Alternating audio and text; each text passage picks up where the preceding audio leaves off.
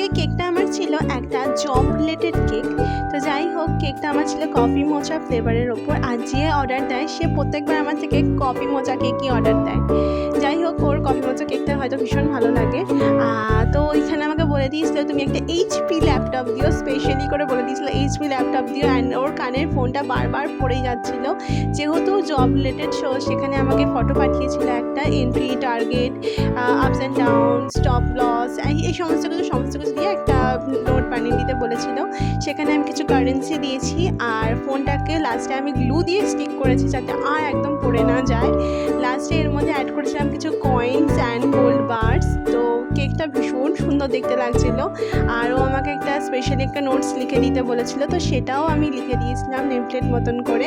তো কেকটা কীরকম দেখতে লাগছে আমাকে অবশ্যই কমেন্ট করে জানিও। আর কে কোথা থেকে দেখছো সেটা আমাকে কিন্তু কমেন্ট করে জানাতে ভুলো না। দেখা হচ্ছে নেক্সট ভিডিওতে। Till then, tata.